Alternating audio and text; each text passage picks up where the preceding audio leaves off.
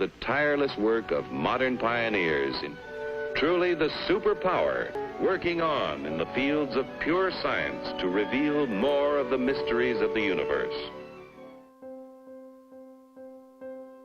On the surface, it's exactly what it says, which is Black Girls Code. They're learning how to code web pages and code programs for robots. So it's that in a literal sense. But figuratively, I think it's a way that we move forward into the future with how we do things, how we innovate, how we bring our essence back to dominant culture. Because right now, our narrative is kind of left out of the story.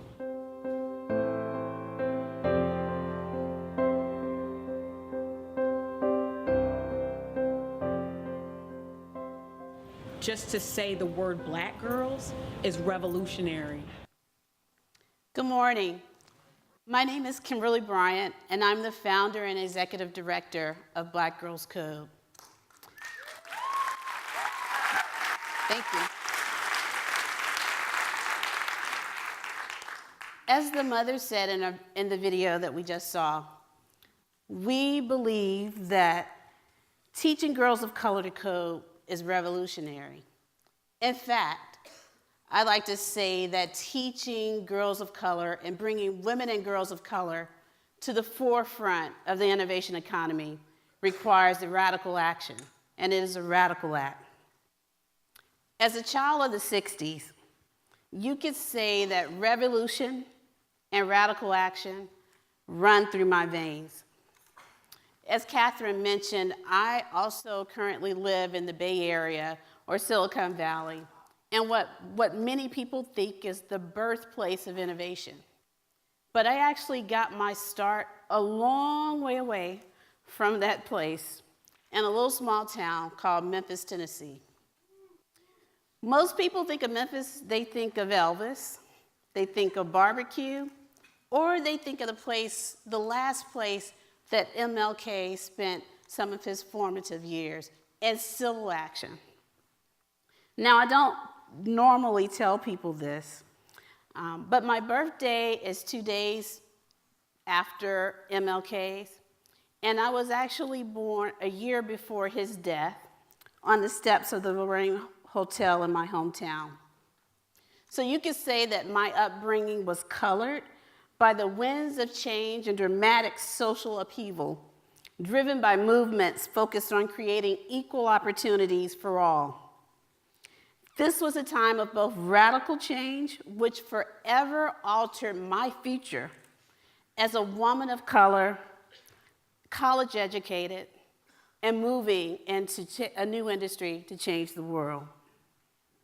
Much like the movements of my youth, I believe we've currently entered a new phase of fundamental growth and transition in our society. The innovation economy is upon us. If you look at these facts, a couple facts, Catherine shared a lot of these as well, but the U.S. Department of Labor states that by the year 2020, there'll be over 1.4 million computing-related jobs nationwide. Currently, computing jobs are the fastest growing and the highest paid positions in our economy. And that's not just in the US, but globally. But the startling fact is that we can currently, here in the US, only fill about 30% of those jobs with the number of college graduates coming out of our universities. With a very few small exceptions, Black women and women of color are largely absent from the current technological economy which has swept our world.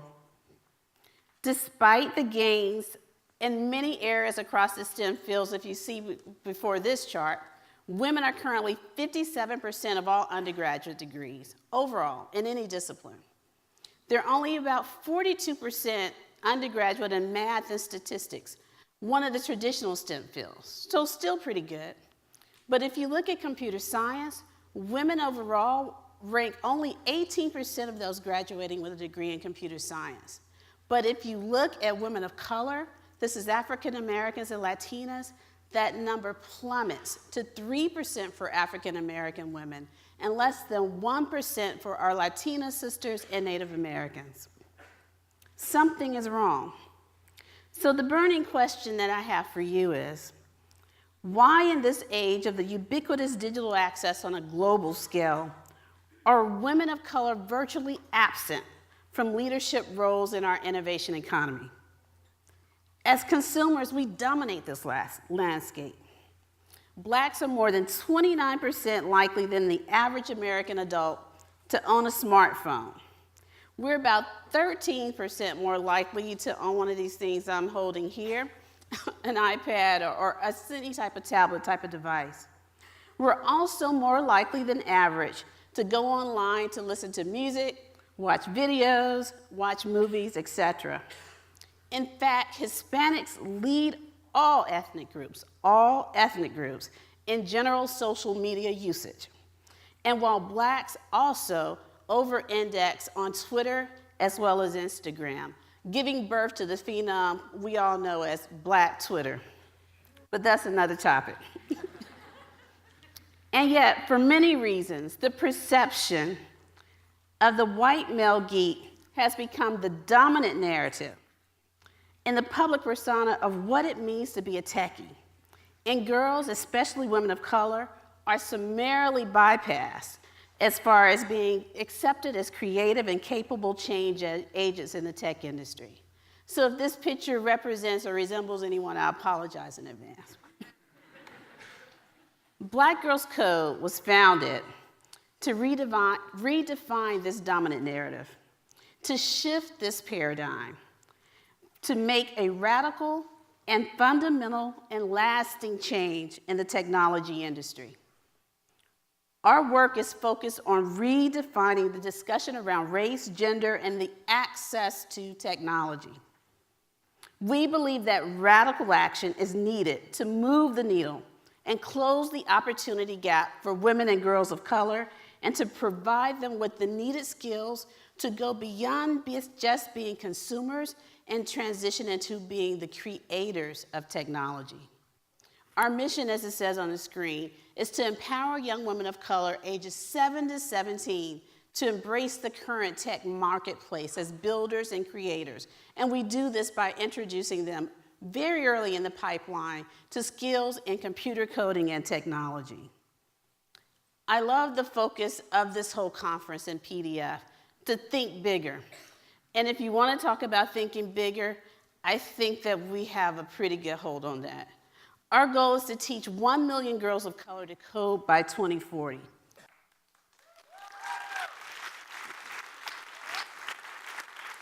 Now, I also love Terrence's very first opening presentation and talking about Aaron's vision that you pick a big goal and then you go for it, and maybe not knowing if you're going to get there.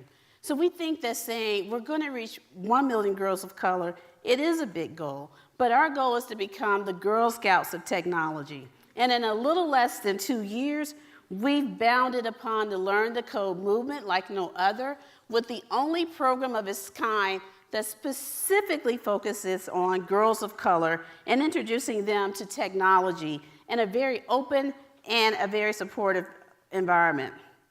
With web courses in both web development, mobile app development, robotics, and game design, we are slowly but surely redefining the image of what it means to be a computer geek. And we have currently taken our program to over 7 cities across the US and 1 international chapter in South Africa. We've reached currently over 1,200 girls and counting. We're on a mission to change the world of technology 1 girl at a time, because we believe wholeheartedly that the time for change is now. In our country, inequality no longer exists, thankfully, as it did 50 years ago. And although Jim Crow is a distant relic of the past, and the battles that my mother's generation fought to sit at the lunch counters in the South have also passed, the tides continue to change. But undeniably, across the board, inequality and inequity continues to persist. Catherine shared a lot of those goals and those statistics with us earlier this morning about the inequity in Silicon Valley. But there are inequities across the board. If you look at the Black unemployment rate, it's about 2%, twice as large as that for white families. Furthermore, in the typical median income of a white family is about $285,000, or that's their net worth, median net worth.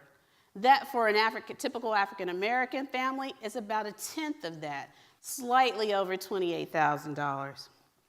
When we look at students of color, which are those communities that we work with most closely, about 37% of Black students in California drop out of high school before graduation. When we look at women, which is the area that we are most invested in, we know that the statistics for women's earnings as opposed to men is still about 77 cents for every dollar. That's in general for all occupations. Although we get a little better in the tech industry, a little bit worse, it's like 49%. So we believe, because of these things, the time to drive fundamental change for women and girls by using technology as a great equalizer is now. And BGC is poised as an organization to drive this change. But not only are we making change on a national level, we feel the most of mission and focus on our work is on the changes we're able to make in the individual lives of our students.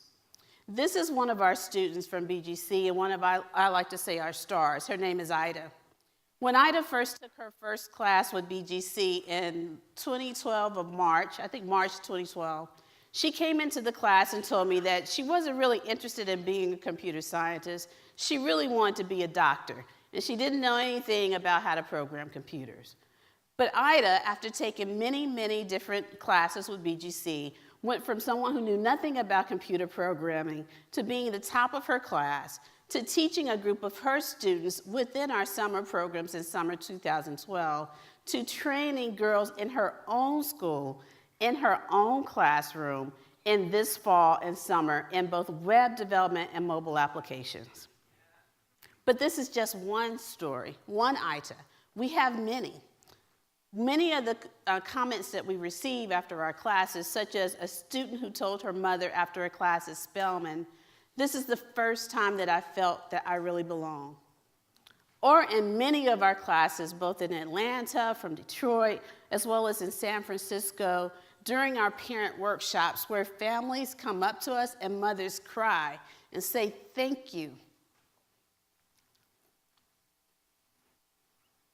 Because this is the first time someone took the time to come to my neighborhood and tell me how to make a better life for my child. That's what makes our work important.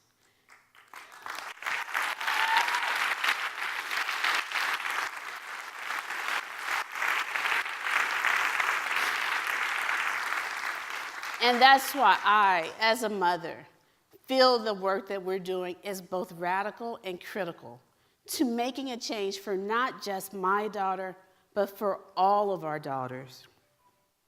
This is a movement for those who believe the time is now to bring girls and women to the forefront.